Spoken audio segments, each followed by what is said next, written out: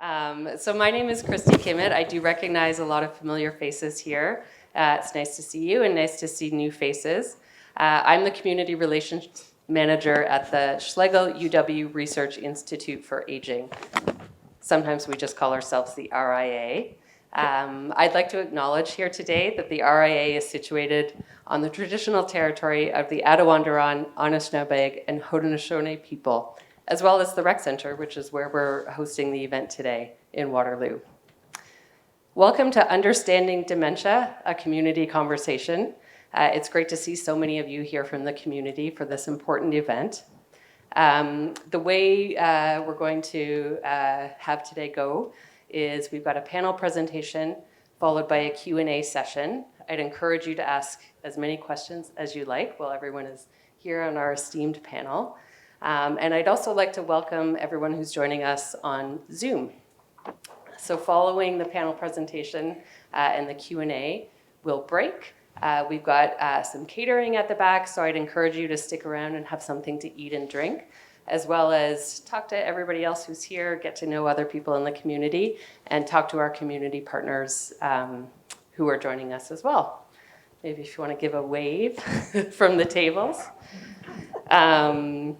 We also have some paper surveys as you're leaving, and I'd encourage you to fill those out.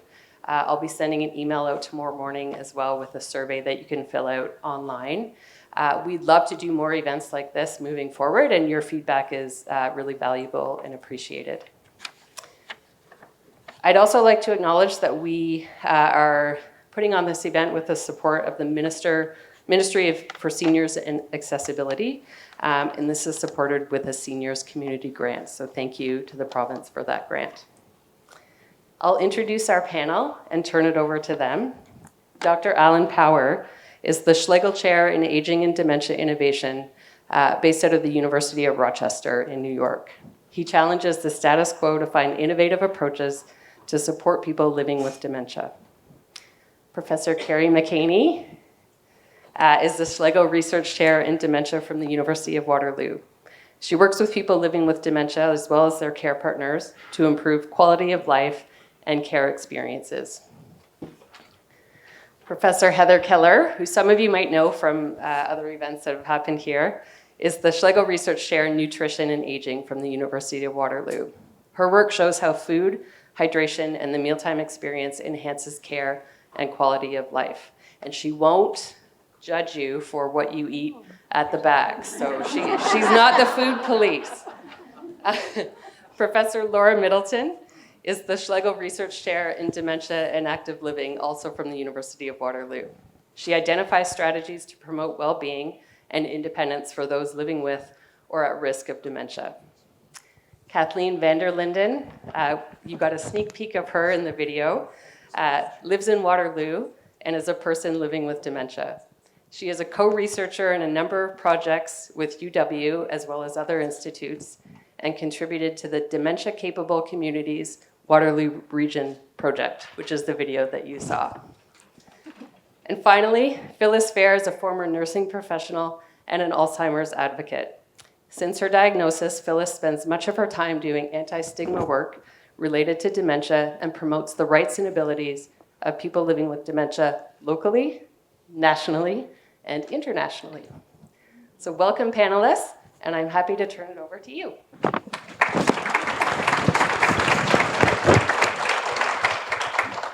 Thank you so much, Christy, and thank you everybody for being here.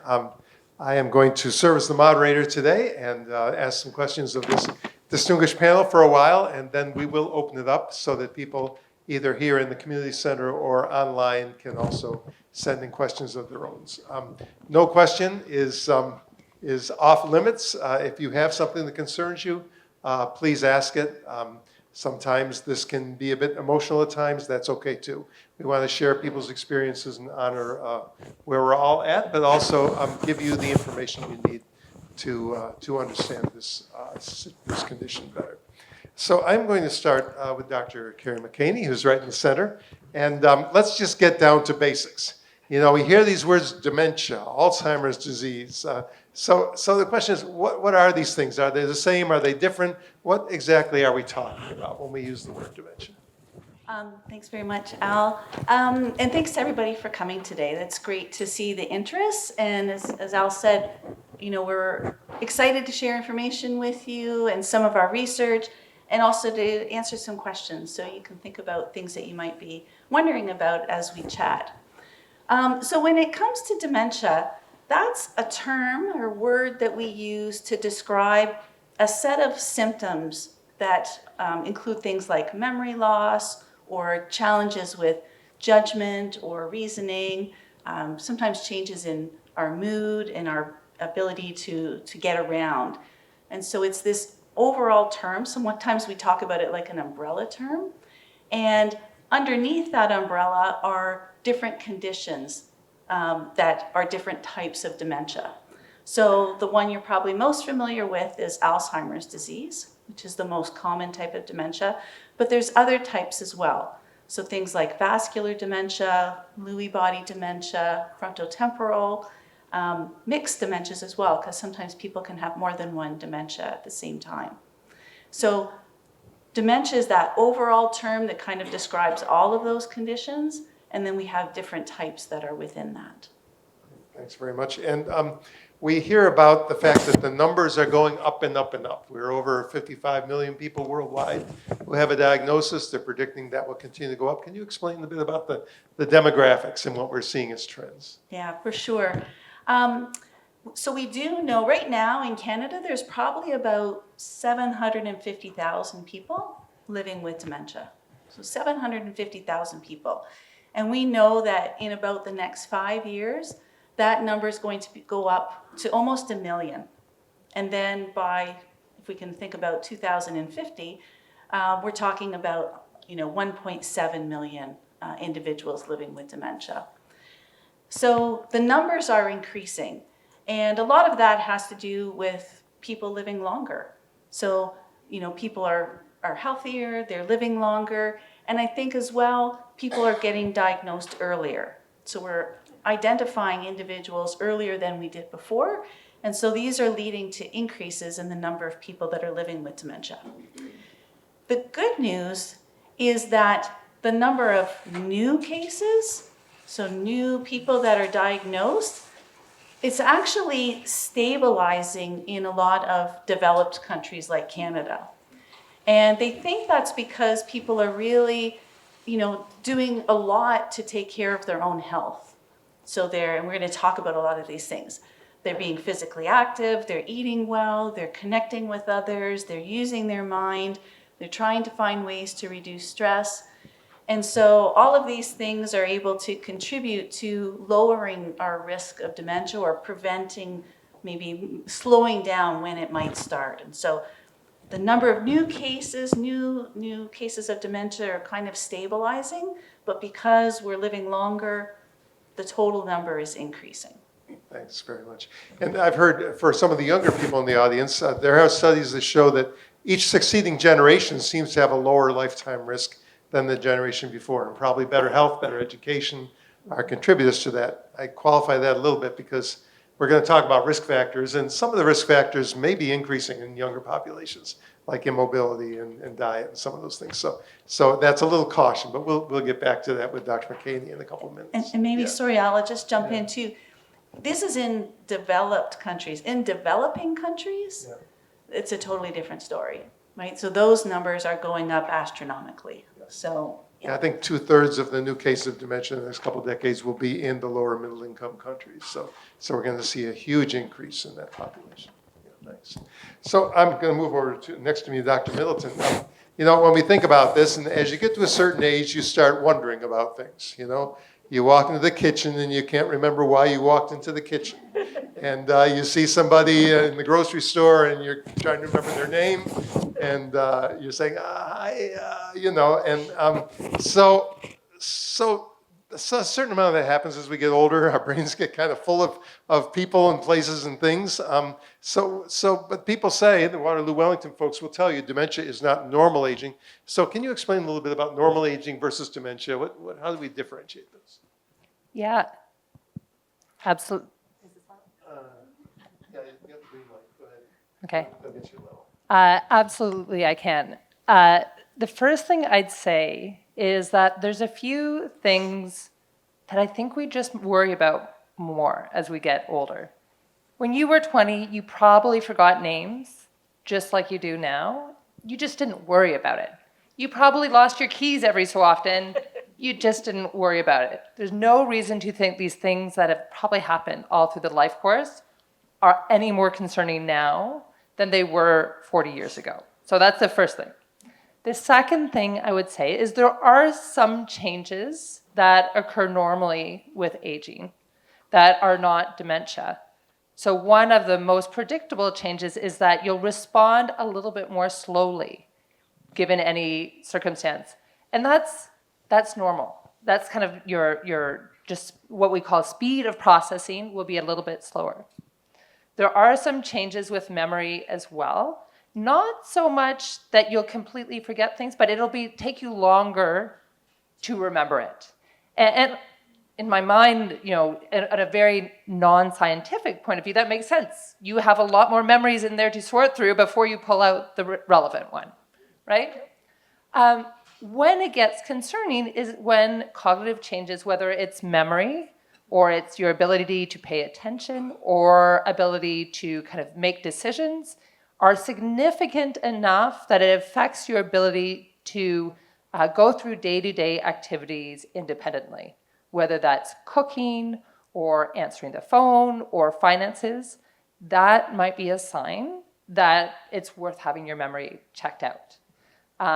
Some examples with memory is, again, we all forget things. But hopefully when the person next to you, whether it's your friend or it's a spouse or a partner, reminds you where you saw it or who you saw the other day, then it triggers the memory. If you find that memory just doesn't exist, right? Even with a trigger, you don't remember it, that might be a sign, again, that it's worth getting assessed. But I'd say even in the circumstances where you are having these, a lot of different things can affect it. Medications can sometimes affect your cognition. If you have, a viral infection even, it can affect your cognition, your mood, your sleep. So you want to have, even if you're seeing that you have some issues that are concerning, you want to rule all those out with a physician before you really get too worried about it. Super. Thanks so much. One thing that we're very careful about when we talk here is language choices, because we believe that the words we use can affect how we think about things. And you'll notice, for instance, when Dr. McAiney started out, she said people living with dementia. She started by saying people and then living with dementia. You'll see in the media and other places victims of dementia, people suffering from dementia, much more negative terms. And it doesn't mean it doesn't happen. People do suffer. All of us suffer from one time or another. But when you put that word up front, it kind of suggests that that's the only path possible when you have this diagnosis. And we want to open people's minds to understand that that is not a predestined effect of the diagnosis. And so we're talking a bit today about living well with dementia, which might seem surprising to some people. But I'd like to just talk about living well. And Kathleen, would you like to go first and talk about what it means to you to live well with dementia? Sure. First of all, you said something. The language choices? About suffering? Oh, victims? yeah. I can't stand it when I'm told that, okay, you've got dementia, you better get your affairs in order. I thought, give me a break. Yeah, and living well with dementia, I'm a great believer in the socialization issues of it, because otherwise you can sit at home because you can't drive anymore, and that is very damaging really. And so I'm a great believer in exercising. That's why I do it at the University of Waterloo and at the Brain and Body Lab building. And that is terrific. And Olivia, thank you. And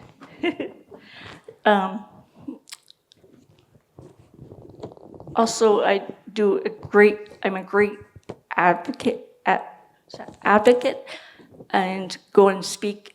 And in fact, I was just at something yesterday too, but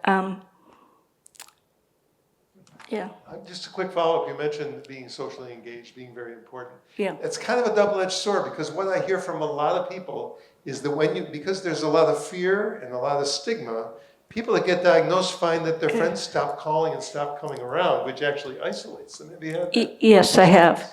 But the people that you really are friends, good friends, they will stick around. And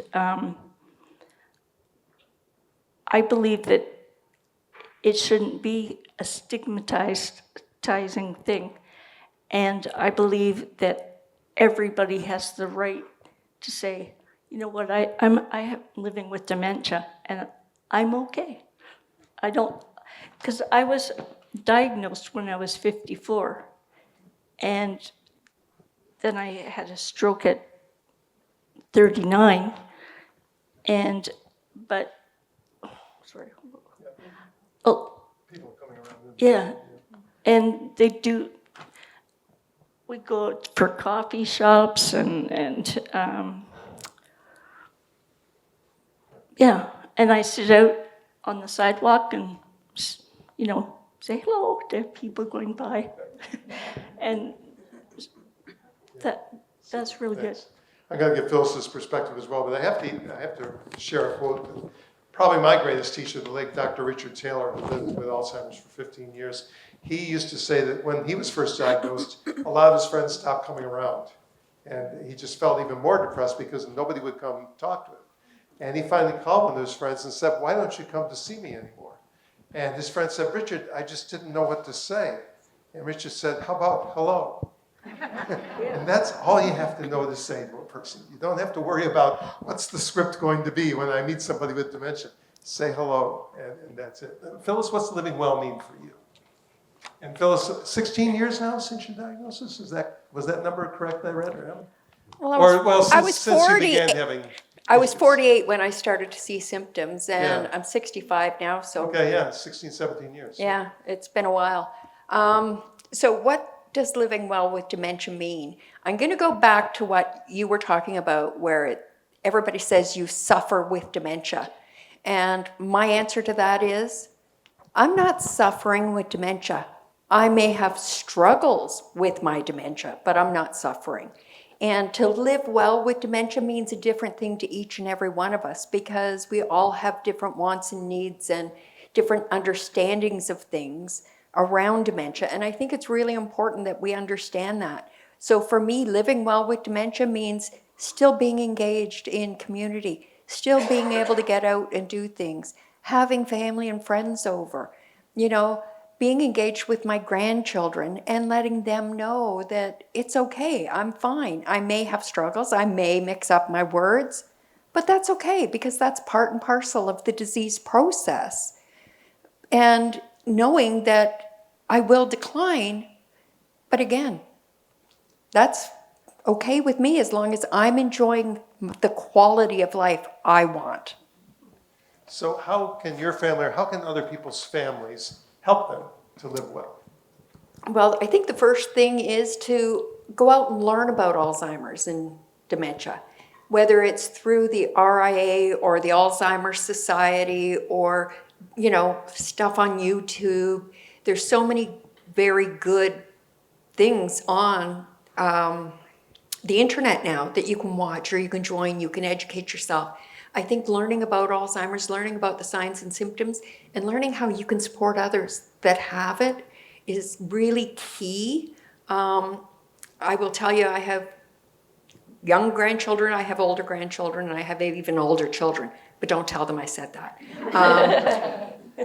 My young grandchildren are phenomenal because if I say something wrong, they just look at me and laugh and go, "Oh, Nanny, you're doing it again." Well, you know what? Yeah, I'm doing it again. But they're also very good at showing up if I need assistance with something. So,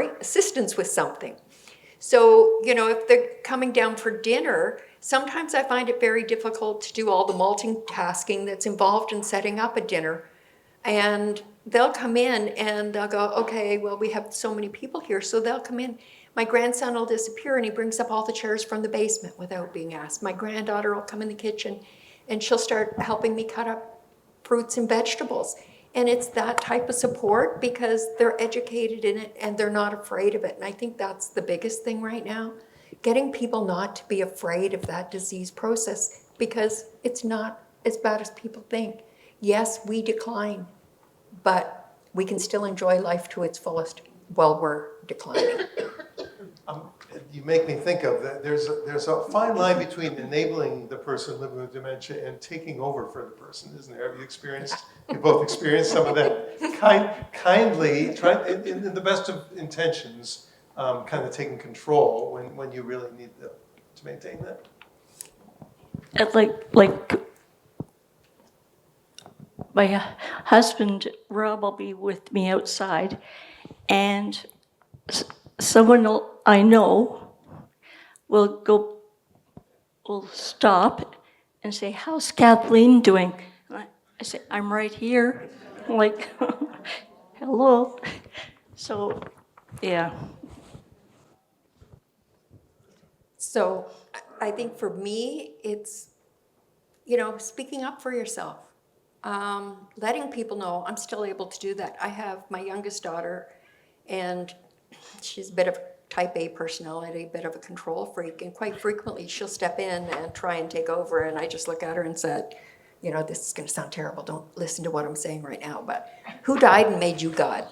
This is my life, and until I can't make my decisions, it's about standing up for yourself too, and there is going to come a time when I'm going to need her to take over. But until that time comes, let me make my own mistakes. Yeah, making mistakes, you're opening up a whole can of worms there. Can we allow people with dementia to make mistakes, to fail, or do we have to keep them in a cotton wool environment where they never have any opportunity to do anything that might go wrong? Well, I think it's setting yourself up for that. And I know for myself, I have set myself up for that. So I've thought of things like, I will tell you a story from way back when I was first getting diagnosed. We had gone over to the States shopping. And I was still working, making good money, and every store I went in, I bought something for my two young grandchildren because my daughter had 2 children under 2. And if I bought 1 pair of tights, I bought 5 or 6 pair of tights in every different color, every different size. And I'd take it out, put it in the truck, go in the next store, do the same thing.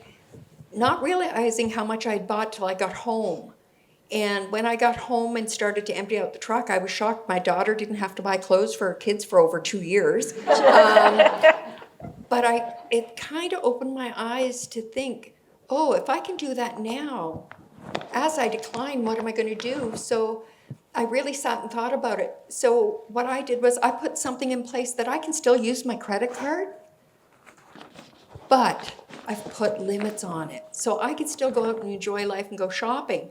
But once I hit that limit, it tilts and won't let me. So you can still do a lot of things. You just have to know what you can do and put limits on it and how you can do it safely. So it's not about stopping everything you did, but maybe just revamping how you do it, putting some guardrails in there if there's any true risk. Yeah. Right. Super. I'd like to shift gears for a moment and engage the professors a bit in talking about empowering everybody here. What are things that we can do during our life that can actually reduce our risk of developing dementia? And as it appears, even after we've been diagnosed, reduce our, maybe slow down the process. So we're going to talk about risk factors, modifiable risk factors for dementia. And I'll start with Dr. Carrie McAiney. And what are some practical strategies people can take on right now? Okay, and just want to reiterate what you said, Al, because it's really important. So these are things, and we'll talk about them, that can reduce our risk of developing dementia, but can help even once a person has dementia as well. We have less research on that second part, and that we can talk about why, probably stigma and so on. But really, and Laura says this all the time, there's no reason to think that, things like physical activity, if they help reduce our risk of developing dementia, why would it not help us once a person is living with dementia? So really important to talk about those two aspects. So Dr. Middleton will talk about physical activity. Dr. Keller will talk about healthy eating. Those are two big things that can be done. But there's other things, and Kathleen was mentioning this as well, around social connections. They're really important to have those social connections with family, with friends, with neighbors, to maybe try something new. Maybe you want to join a new club, start a new hobby, as well as continuing to do the things that you already enjoy.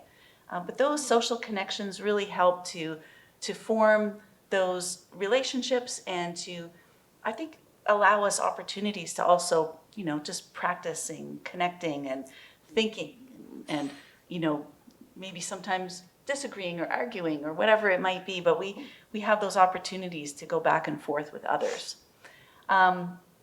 Mental activities, so really working our brains. We want to work our bodies, but we want to work our brains as well.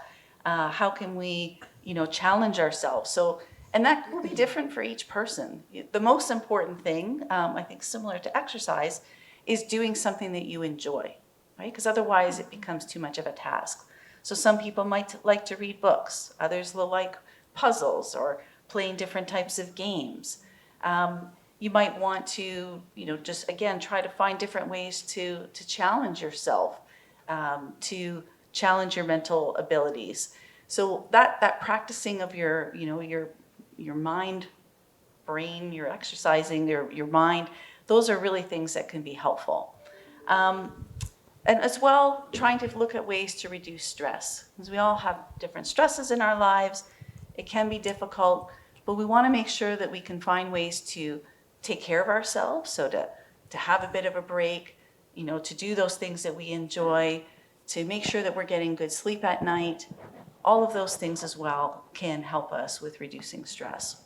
So those are just a few examples of things that we can do that are very practical, again, to reduce our risk of developing dementia, but also help us once we have, or if we have developed dementia. My colleague, Dr. Laura Boyd, just sent me the latest guidelines from the British Journal, The Lancet, and they have a journal article that came out this year that talks about 14 modifiable risk factors. They've added 2 more. One is cholesterol, and one is, I'll remember at the moment. Vision. Yes, correcting vision loss. A big thing is correcting hearing loss, and that's come out in recent years as a very strong risk factor. If you have trouble hearing, get hearing aids if they can help you, because that can be very beneficial in reducing the risk. But anyway, they say that nearly 50% of all risk for dementia comes from these modifiable factors. So we have a lot of power to protect ourselves. Nothing's ever a guarantee, but we can certainly lower our risk, and as Dr. McAiney says, we can even lower our risk of further rapid progression if we engage in those things even after diagnosis too. So I think that's a great empowering message today. Dr. Middleton specializes in dementia and active living, and so what does physical activity mean? How much do I have to do? What do I have to do? Do I have to run a marathon? How do we do this? Absolutely. So the good news is, no, you don't have to run a marathon. And probably there's very little evidence to say if you're running a marathon versus regularly active, it's going to benefit you. What it is, so I'll start by saying, probably the best evidence suggests that people who are regularly physically active, kind of meeting guidelines, have about a 30% lower chance of dementia than those who don't do any regular exercise. There is quite a bit of different research. We're really good at making mice run on treadmills and do exercise. So that helps us understand a little bit more about how it acts on the brain. So it's not just, your vascular risk, but it's also, it actually changes the neurons in the brain. So physical activity increases levels of some growth factors. One's called brain-derived neurotrophic factor. That's a really complicated word, but it helps form new neurons in the brain. There's also vascular endothelial growth factor that affects the blood vessels in the brain. And these work together, of course. So you're seeing your brain has slightly better ability to repair itself and even have new neurons. Now, if we're thinking about the type of physical activity, what we think of as aerobic exercise has been best studied. So that's things like running and swimming and walking, hiking, cycling. And it seems that if you do this type of aerobic exercise, so regular exercise, at a difficulty level that makes you breathe harder, you feel your heart rate go up, you can still be at an intensity where you can talk with the person next to you. So if you're going on a nice walk, you want to walk briskly, but you can still be chatting. That's probably the level of exercise you want to be at. It's not, window shopping at the mall, but if you walk briskly around the mall, it's just fine.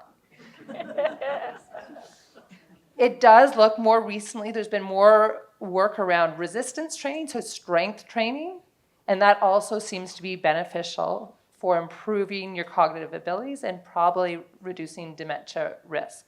So that's anything that really challenges your muscles. So that can be one exercise that's really simple is really chair stands. So, it's called a squat in kind of gym terminology, but it's really using standing up from a chair, sitting back down again. Is a great core exercise that's also functional. There's emerging research around Tai Chi. So I don't know if anyone around here does it. I know there's Tai Chi groups in the community. And it's the quality of evidence isn't as high yet, but quite a strong signal to suggest that Tai Chi also improves your thinking abilities. As well as potentially, reducing stress and improving your balance. So another good option.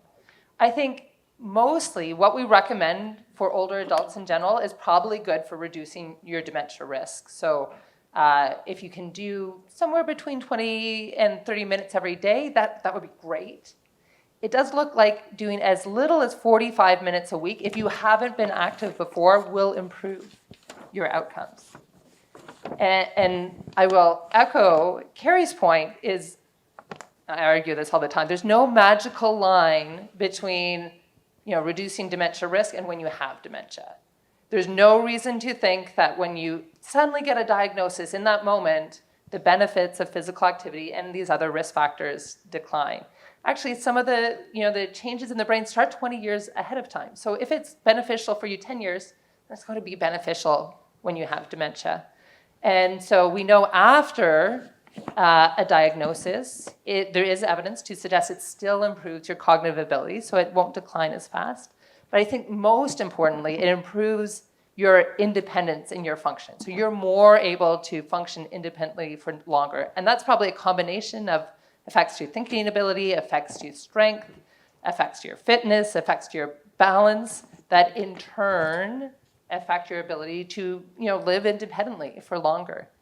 And I always think one of the really interesting things is that if you have a couple and one person has dementia, if the person with dementia starts to exercise, their spouse, even if they don't start to exercise, have reduced stress, have reduced caretaking abilities. So even better if you both start to exercise together, but even if they don't, they'll have better outcomes. Probably because the person with dementia is functioning better. Super, thanks for that. Yeah, and resistance improves strength. Some of these things improve balance. So many other factors besides cognitive effect. If I can just highlight something you said, I want to make sure people caught.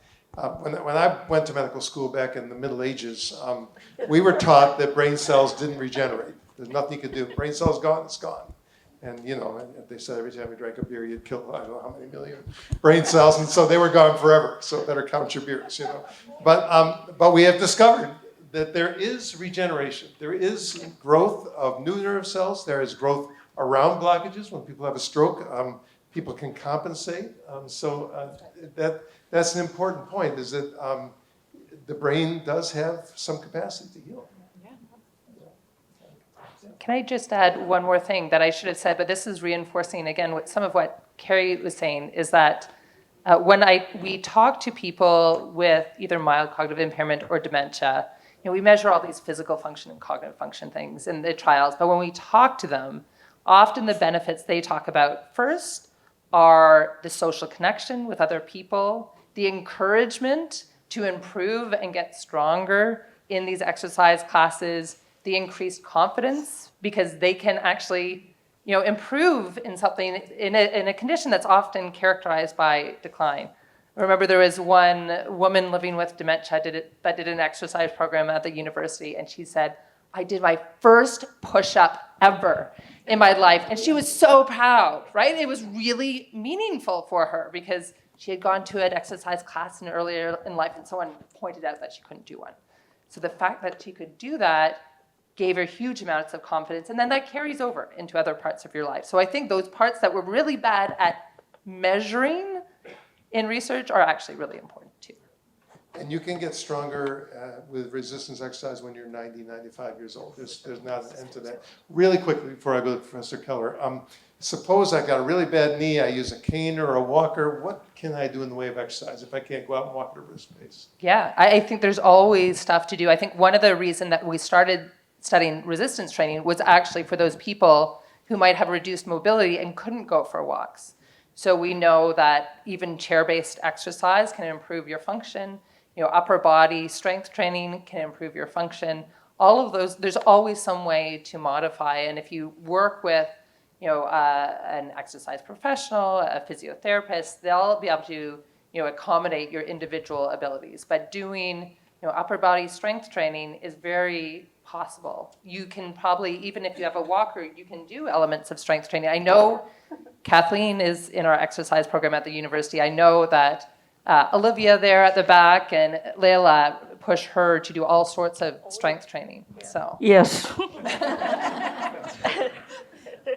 I'm going to turn to my favorite topic, which is food. And Professor Keller, our research chair in nutrition and aging. And there's a lot of information now about diet and cognitive health. There's a lot of crazy stuff that comes across the internet too. I mean, do I need to eat a quart of blueberries every morning to prevent dementia, or should I put pomegranate seeds on my cereal? And so maybe can you kind of straight out the myth and the truth about nutrition? So you've asked a really big question, as you know, Al.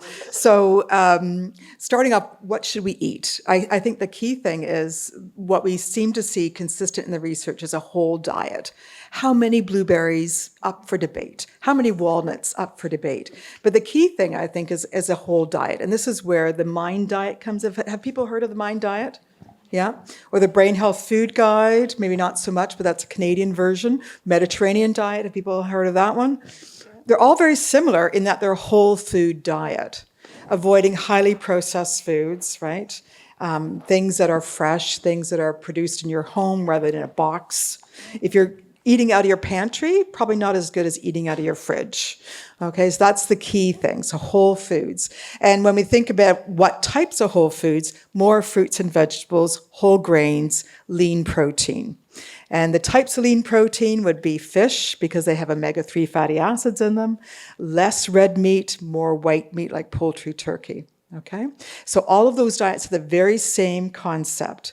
Within them, there's a variation. So for example, the Brain Health Food Guide really emphasized walnuts. That one type of nut might have better effects because it has some certain components in it, types of fats in it that might be better. Flaxseed, for example, as well. But those are what I would consider icing on the cake. Let's start with the whole food diet first, get the basics right.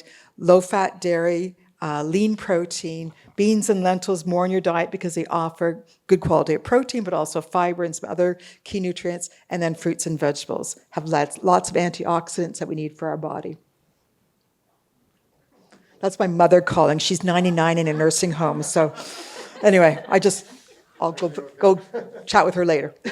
Thanks. Plus, walnuts look like brains. So They do. can't be bad, right? And maybe just talking about the issue of what's on the net or things you might read about that might be beneficial. So research in nutrition is very hard.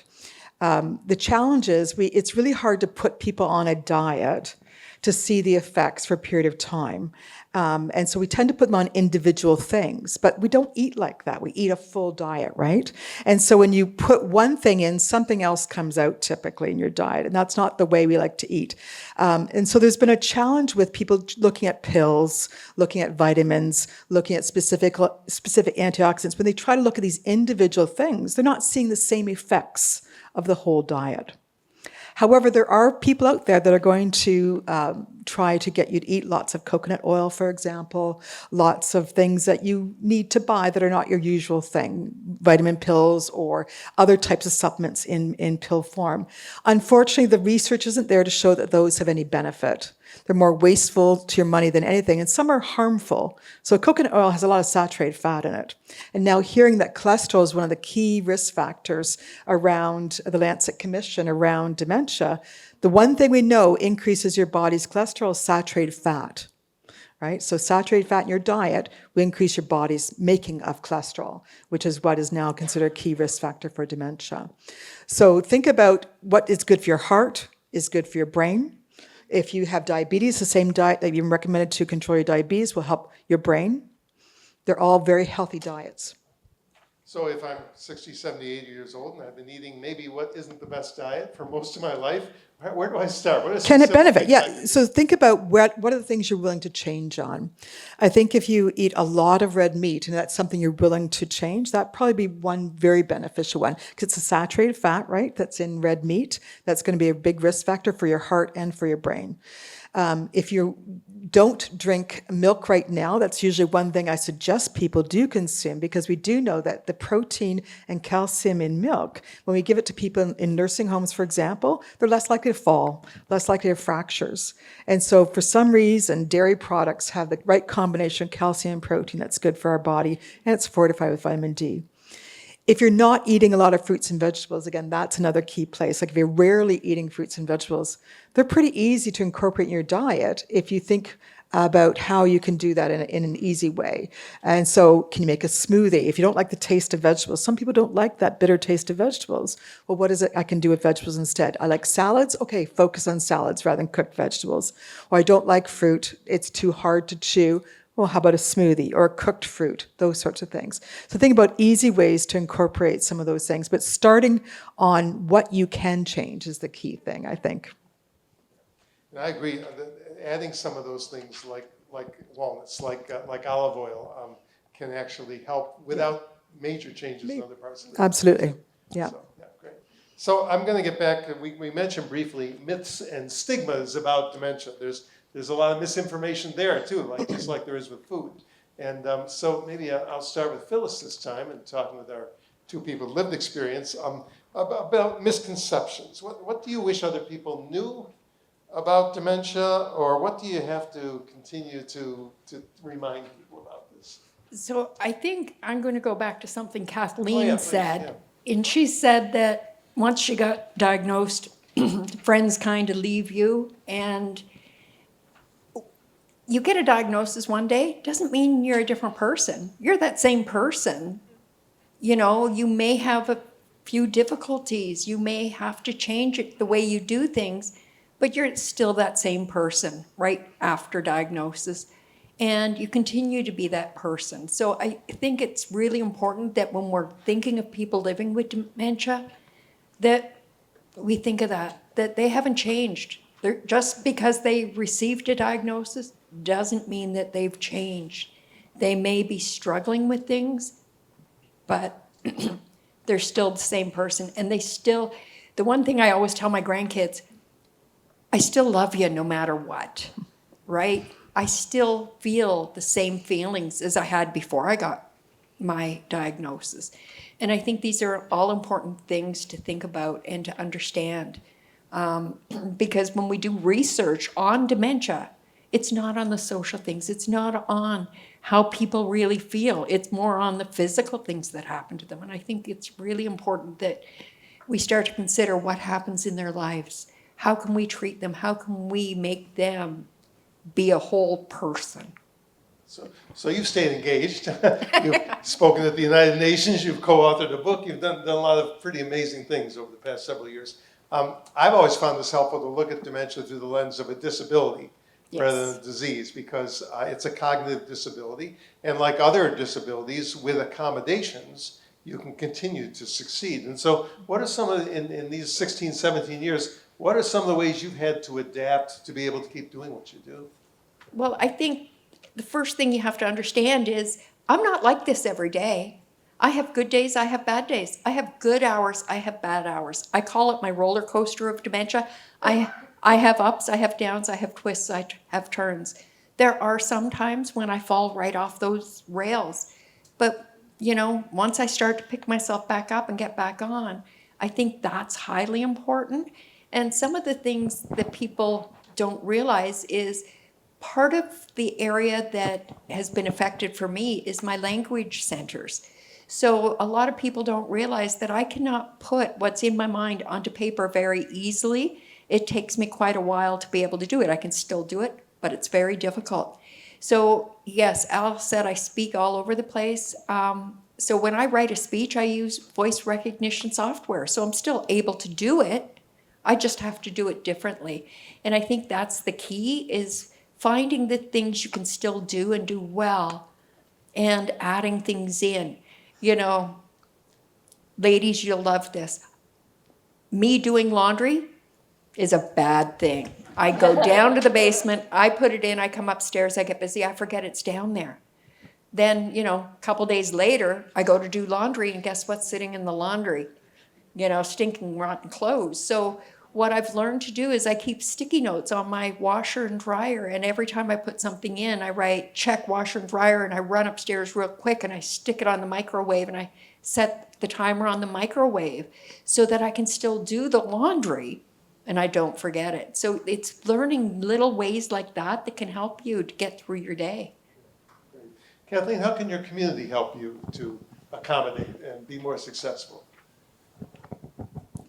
Well, as I said earlier, you know, sitting outside and talking to people, and, you know, they sometimes, when I say I have dementia, no, Alzheimer's, I mean, they say, oh, and they look around and they say, I'm just like I always was. I maybe have more trouble speaking and getting words out and thinking, but I always remember I may not remember your name, but I'll always remember you. And they say, oh, okay. And then and when I say I have dementia, they know to help me out. And if I fall down, for instance, outside, they will. Our neighbors are really great at picking you up, and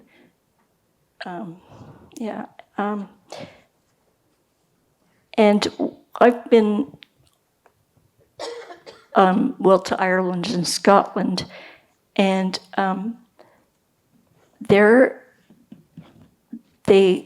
people are so kind and so generous, just like here, but they will, in Ireland,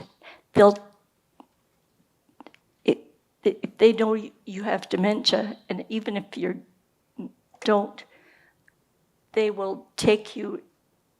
Like, I remember one time we wanted the best fish and chips. And so I said to this gentleman who was outside, where's the best fish and chips around here? And he said, oh, okay, you go down and right and then left and then right. And I say, oh, wait. Can you tell me again, please, and speak a bit slower? And he said, okay, follow me. So I was glad he took me because I wouldn't have known, and it was the best fish and chips. But Worth the walk. yeah, and they're doing far more things. We have just a few minutes left, and then we're going to open it up to the audience to ask some questions. But maybe I'll just throw back to the researchers. Tell me about how you all collaborate and what you do to help educate the public. Because obviously, in order for the community to support people like Phyllis and Kathleen, education and knowledge is really important. So what do y'all do? Just throw them. I can start, I guess. I think the research that we do at the Research Institute for Aging, and all of us are also at the University of Waterloo, we call it's collaborative research. So we're working with people living with dementia, with family members, with others that support them in the community. And we do that because they have expertise that we do not have. And we need that expertise to be able to do research that's going to be really meaningful, really relevant to people, and more impactful. So, we work with Kathleen, with Phyllis, Maria in the audience we've worked with as well, and others. And for us, it's fabulous. For me, it's the best part of my job when I get to work with people living with dementia. And again, it just, I think, makes the research so much better. So that's a snippet at least. Yeah, I just want to, I'll echo Carrie. We both, all three of us, do a lot of, partnered, collaboratory, participatory research. We have one project where that video was made at the start called the Dementia Capable Communities. And this has really been based in the region of Waterloo. And we've brought together, and I'm echoing this because I see members across the audience who are a part of the team, and I'm afraid I'm going to miss people, so I'm not going to mention everyone, but I see you out here as well as partners on other projects, and really incredible open minds that have come together that have all sorts of different roles, from being on older adults committees, to being members of the city, to the members of transportation or organizations like the YMCA and others, who come together and just towards the aim of improving things for people living with dementia in the community. And the perspectives that we have around the table, I could never come up with myself. So I think it's incredibly rewarding. I feel so lucky every time when I see the time people are willing to take for these initiatives and invest in and of themselves. So thank you to everyone. And if you ever get the opportunity, please come up, and if you have an interest in sharing. There you go. Yeah, absolutely echo all those comments. The idea of opening our minds, right? And so the three of us work on a project called Delight, which is about wellness for persons living with dementia and their care partners. And it would never have been the same with just two of us or one of us, right? And so bringing different perspectives as three very different researchers doing different things, all with the same idea of improving the well-being of people living with dementia. And within the RA, we have researchers like that as well, that we get glimmers of knowledge from, that we work with in a variety of ways. And so it's really nice to be in a space, both at the university as well as the RA, where we have colleagues who do similar things, but different things, and work in an open way, that we actually do different things we ever would do. For example, we're doing a cooking together project. If you're interested, see more at the back there. There's some flyers on that. I would never have done cooking together without doing Delight and going, hey, wait a minute, why don't people are talking about the need to actually think about cooking together, et cetera. Let's do that for persons with dementia. It's an amazing project. We're having great fun, and it's going on right now if you're interested. So yes, the openness, the learning from each other, and from the colleagues that we have in the audience as members of research. Thanks very much. Last word to Phyllis and Kathleen.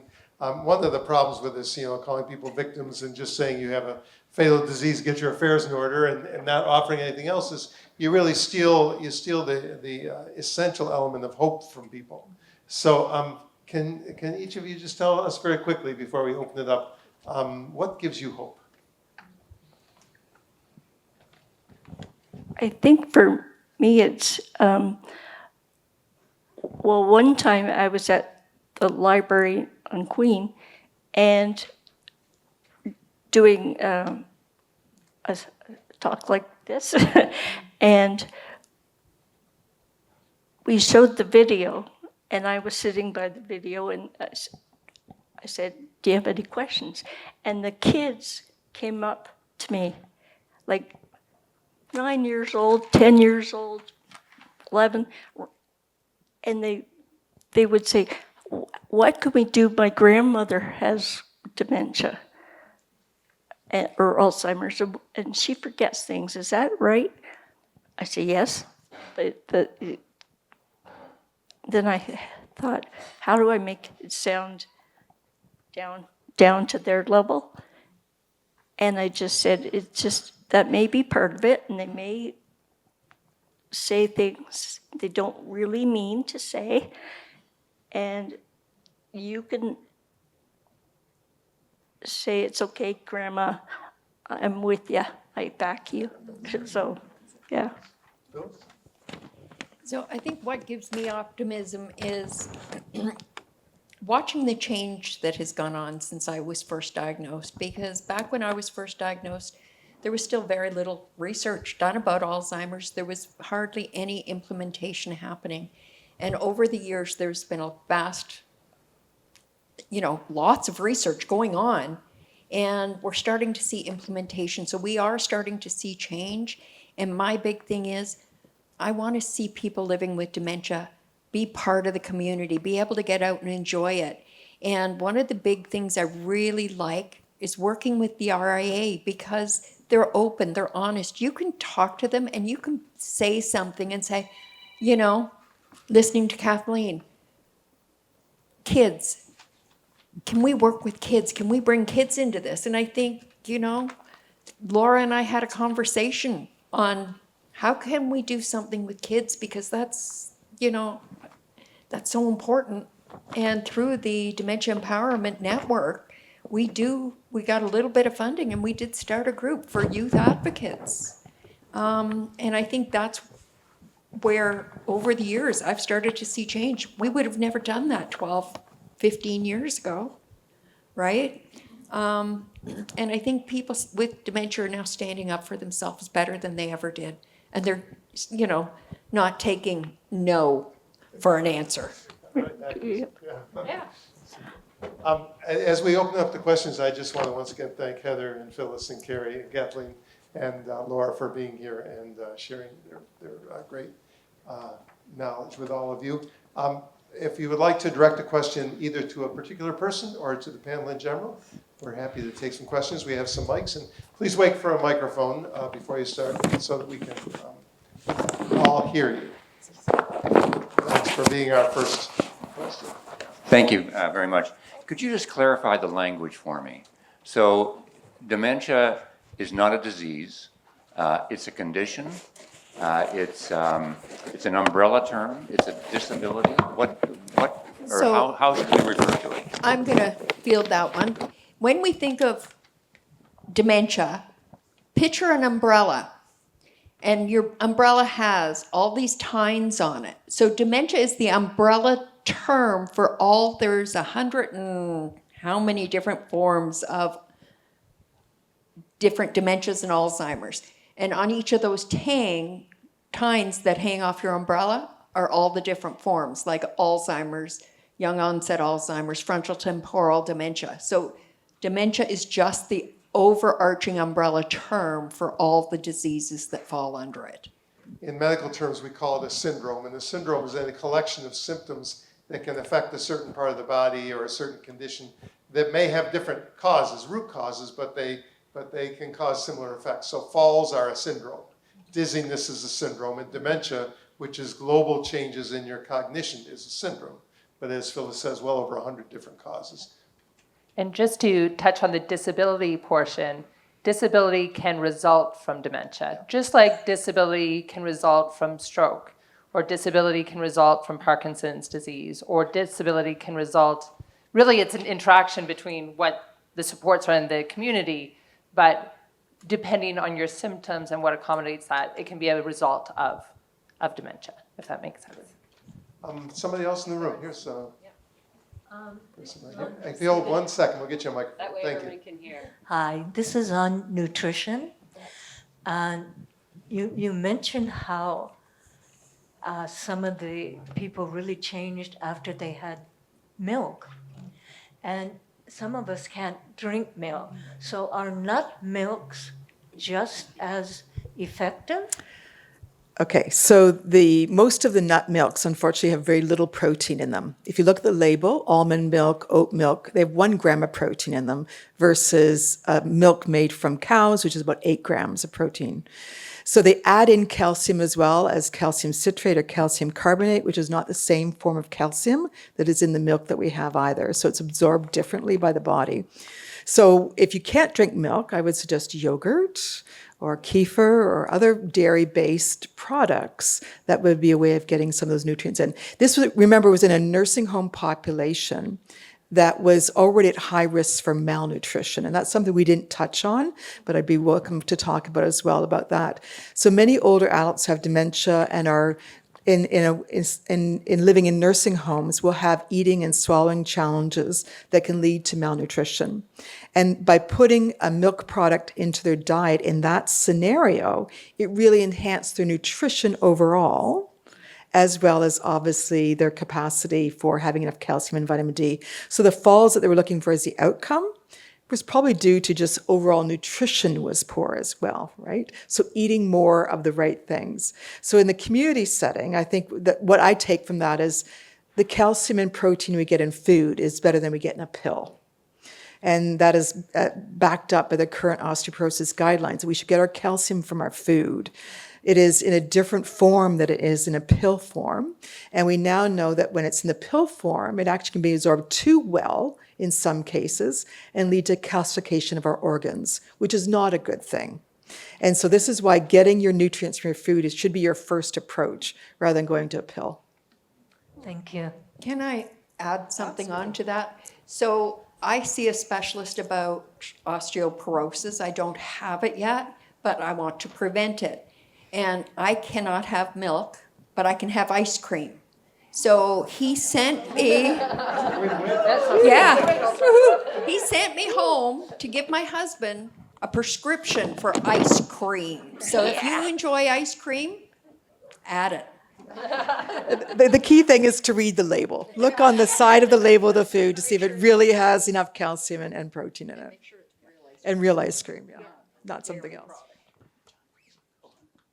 How do they, once you're diagnosed with dementia, how do they determine what type of dementia you have? Alzheimer's, like I said, Okay, blood tests? that's probably another question for Dr. Power. I'm here for the doctor questions.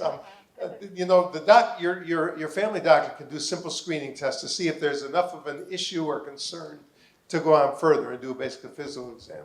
To really do a more detailed diagnosis, there's usually very intense neuropsychiatric testing, and it's usually a multi-hour day of all kinds of cognitive testing. There may be blood tests, there may be imaging work.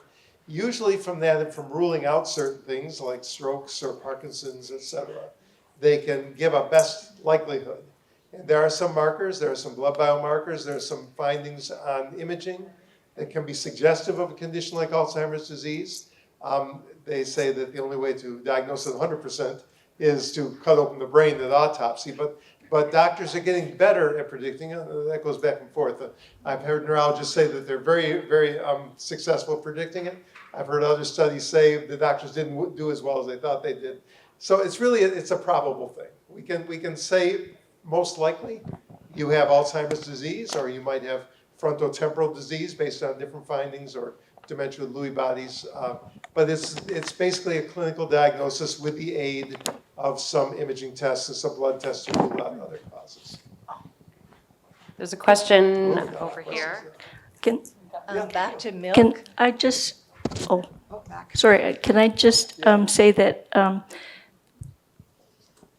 it's also, for the umbrella term, you can have, say, Alzheimer's, and then it possibly gets changed. Oh, yeah. They That's- change all the It time. does change. And But- a lot of people were Yeah. diagnosed with Alzheimer's and they said, no, it's actually frontotemporal or vice Yeah, versa. yeah. Or mixed or vascular as Carrie said that you can have more than one kind simultaneously too. Yeah. Because a lot of us have vascular problems as we get older, so we might get some changes with Alzheimer's, but we might also have vascular disease going on. Just start. I wanted to go back to milk just for a second. So you've said not nut milks, but what about soy milk? Yeah. Soy milk is an excellent replacement or substitute for cow's milk or goat's milk because it actually has enough protein in it. It is, of course, a plant-based protein, which is a bit different, but it is a complete protein like milk. So it is a very good substitute. And sorry to have stepped down. My mom's sort of end of life situation with dementia, and she was calling for the first time in 4 days, so I had to take it. Anyway, she was feeling a bit better. Good. Lots of people. Let's just run the mic to somebody. Okay, we have somebody. Is dementia considered hereditary?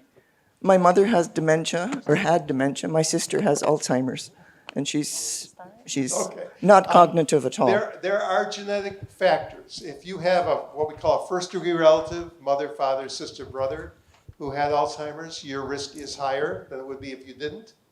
But that's not a guarantee. The vast majority of people do not have the strong genetic ties to say you are going to get it. There's a small percentage that have a double dose of a gene that can put you at very high risk of familial dementia and early onset, younger onset dementia. But that's only a very small percent of the population, only 1% or 2% of the population. Most of us do have risk, maybe genetic risk factors, but once again, we can do a lot to modify that risk through our lifestyle choices.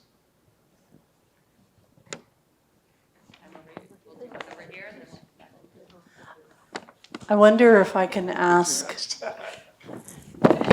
Oh, wait. No, go ahead. I wonder if I can ask perhaps just a little bit of wisdom and advice around the current medical situation that we face. When our family doctor has a 2-item limit and 10-minute limit on an appointment, how might you suggest we navigate through some of this?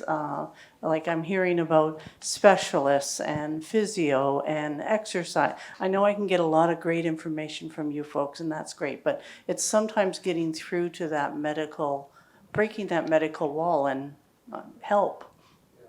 That's a great question. And most of the people I know who have been diagnosed with dementia have had unhappy stories about the experience of having that diagnosis shared with them.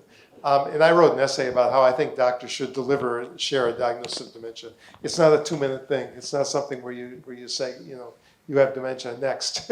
and I always believe that doctors should not only share it in a certain way, but also have people come back soon. Not say, I'll see you in 6 months, here's your AirSet. But actually say, let's come back in a week when you've had time to process this, and let's talk some more. Because I think that this is something that requires a lot of conversation. But there are also great organizations. The doctors, unfortunately, the way the system is, it's hard for the doctors to give you what you need. And the doctors don't always know what you need.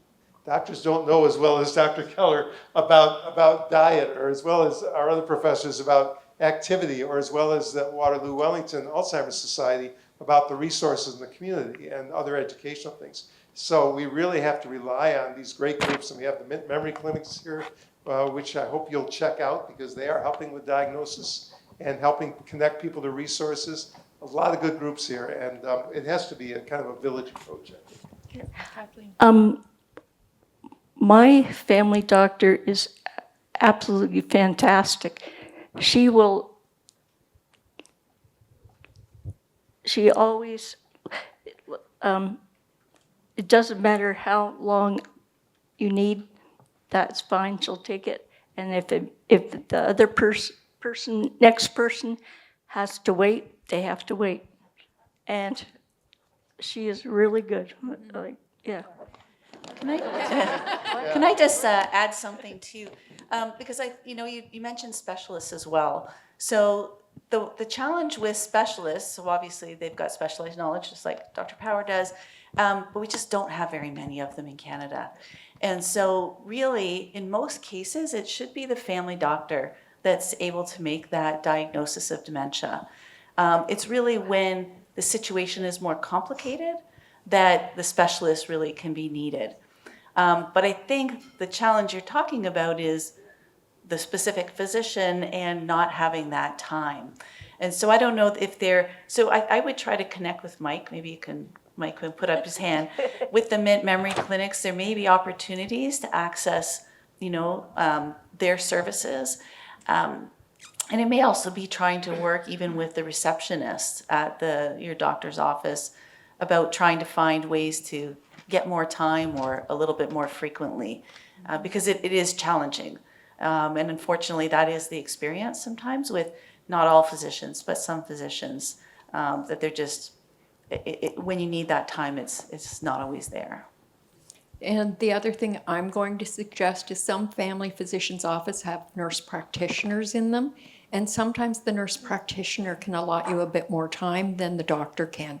So as long as you're comfortable with seeing the nurse practitioner, with seeing, depending on what you need, they have pharmacists in their office now, they have social workers in their offices, and sometimes it's not always I have to see the physician, sometimes it's, well, you know what? This is what I need, but the nurse practitioner or the social worker could help me with that. And I would say in terms of getting connected to resources, often the nurse practitioners or social workers are better at knowing those resources in the community. So if you have someone in your family health team, that's a really great suggestion. We've got someone who's been waiting patiently here, so Oh boy, where do I start? I am a caregiver. Is that too loud? No. I am a caregiver of about going on 6 years. My husband was diagnosed with MCI 6 years ago. I've lost count. And then recently, in the last 9 months, he's diagnosed with mild dementia. I have noticed him slipping. And I don't want to talk about myself. I don't want to talk about my husband particularly. I want to be a witness to a few things, but the Mint Memory Clinic is there. Once you are referred, you can get personalized care for your loved one, and it takes time, and I think that's the hardest part. You have fear mixed with hope, mixed with, pick an emotion. I can attest, though, to the Alzheimer Society, Waterloo Wellington, and all the programming that they offer. I've tried to take advantage of that for myself and for my husband. He's also attended. I want to ask a question about traumatic brain injury. It is out there. I think my husband has suffered from that in the past due to his sport, intense contact sport. But regardless of this, there is more now out there about concussion. 50 years ago, get up, you're fine. Brush yourself off, keep going, have fun, Recently, my husband's been asking me, why? Why? Why do I have dementia? And I'm at a loss. I'm not a doctor. I haven't, he's having an MRI in, 4 months, first one. I'm at a loss to honestly answer his question. I can say, Bob, it has something to do with your brain. That's all I can say. And that's not very satisfying to someone who is struggling. He has anxiety. It's hard for him socially. We've had to figure out what he can do, how large a group. Anyway, it's every day is a struggle for me as well. I have the support, thank God, of my family, directly and indirectly, friends. I am a lucky one. I am a fortunate person. I know an older gentleman who has been through this for 10 years with his 83-year-old wife. He is 86. and he is helping me, guiding me. But everybody has their own story, and I know that. And I am physically healthy, mentally, I think, too. So I am thankful for that, because I don't know what I would do if I had a disease of my own to deal with and navigate with medical care, etc. That's all I want to say. The traumatic brain injury issue, you haven't really touched on as a cause. And I really do believe that that is out there. So first, thank you very much for sharing that. And you've touched on actually many, many different things. So just with the traumatic, no. That's the reality of dementia, right? Yeah. Excuse me. Traumatic brain injury, though, they have found that that is a risk factor for dementia. And so it's hard because you can't modify that once you've got, or not much, any of these would tell you, once you have that injury. So it's probably paying attention to the other kinds of risk factors that a person has if you're trying to reduce risk. But I think one of the things that you highlighted as well is that the changes that happen, but the changes that happen for the caregiver as well. And it's so important to think about how do we support the caregivers out there, because they're the ones that are enabling the person to be able to live at home, to live in long-term care once they're there, thinking of Heather. But they need to take care of themselves. So, some of you out in the audience today are likely to be caregivers, and you need to ensure that you accept help from people, reach out for support. So you've talked about the Alzheimer Society, for example, and other organizations that are out there. They're really important. That's what they're meant to do. When you've got questions, you've got situations you don't know what to how to respond, what to do, they've probably heard those scenarios before, and they can maybe give you some tips and advice. Might not always work, or it might work one day and not the next day, but at least you've got people that you can turn to ask for support. So really reaching out for support, accepting support and help from others, I think is key, because you've got to take care of yourselves. One of the overriding things that people with dementia will report is a feeling of guilt. That they are cause trouble, that they're being a burden for their loved ones. And so I think, without being able to really tell anybody why something happened, to reassure people it's not their fault, and that things happen to us that are beyond our control in life, and that we work together and we do the best we can to make the best life we can. And I think we have a couple of good examples of people that have really done this.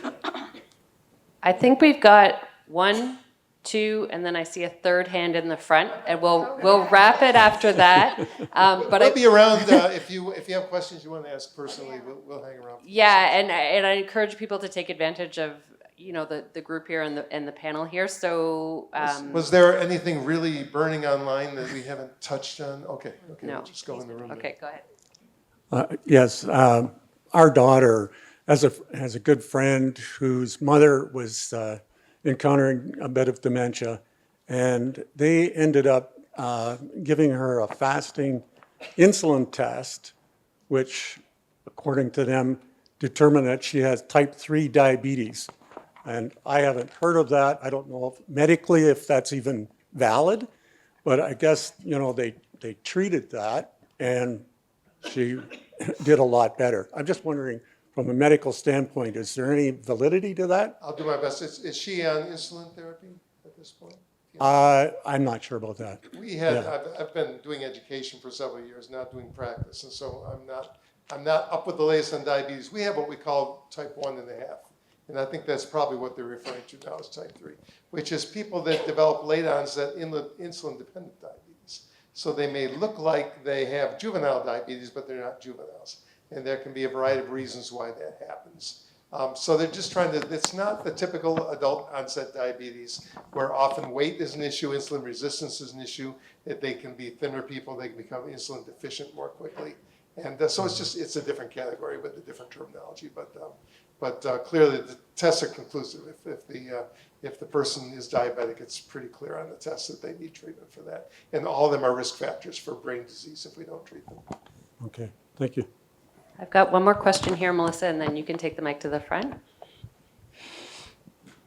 First of all, I'd like to share a little bit of family history because my grandmother had dementia, my mother had dementia, but both were from one extreme to the other.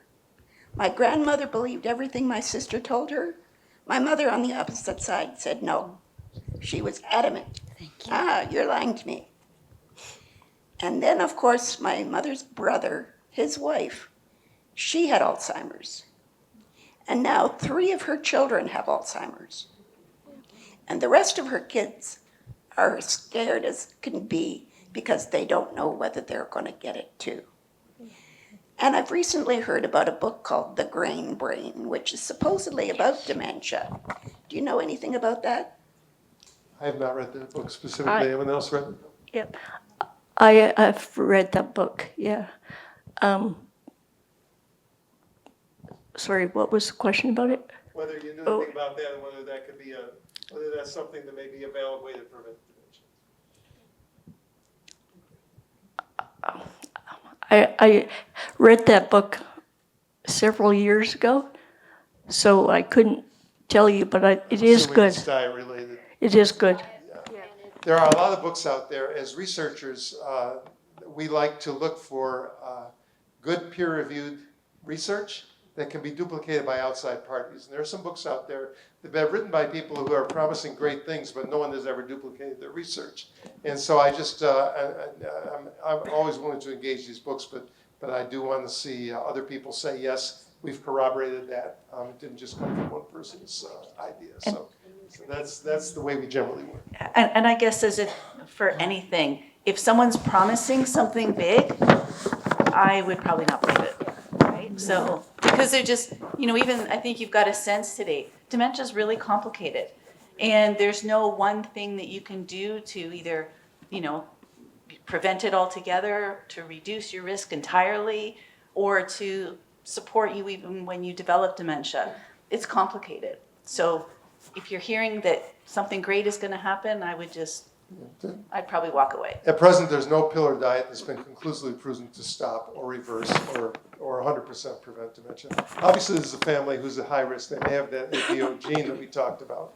But we have 14 things they can do to help either reduce the risk or put it off by years. And putting it off by years can be a huge thing in your life. Okay, one last thing. The last question, I think it's for you. It's a medical, and it's related to medications. Is there any hope in the horizon for many of the people here to be able to access medications beyond that recept? Because, like I check, information, for example, in American clinics, and they talk about treatments for Alzheimer's, that they say that this and that particular cases, they cannot be treated, but there is a treatment for Alzheimer's. So I understand there is one medication, I just happen to remember the name. I think it's aducanumab or something like that. And what is the hope for us in Canada, in Ontario, to be able to access those medications? I did ask our family doctor, and the answer was, we still cannot access it. And I said, well, we can afford to go and buy the medication. How can we get it? And the answer is, we cannot treat you with any of those because they're not accessible here as well. And if those medications that you take may produce bleeding in your brain or whatever, so the person needs to be monitored with MRIs or whatever, and that would be impossible. So it's very, very difficult to not go through anxiety and tension and sleepless nights, wondering how to access that if it actually exists, Okay, it's a great question. I believe we're out of time, right? No, I'm just joking. I knew the question was coming. I am a doctor who talks a lot about dementia, studies it a lot. I am one person's opinion. I'll give you my opinion, but you will hear widely different opinions about the drugs out there. Aducanumab has kind of a checkered history. It was in the U.S., the FDA the scientists unanimously rejected it based on the cost-effectiveness profile. The FDA leader then went to two outside people who said it'd probably be okay if we continue to study it, and went around all his own scientists to get it approved. The best studies show that there are some statistical improvements, at least for a period of time, in several cognitive tests. But generally, the people who take the drug do not recognize those improvements in their daily life or feel different. The drug, in addition, as opposed to Aricept, which is maybe $1,000 a year in Canada, aducanumab and its relatives would be about $40,000.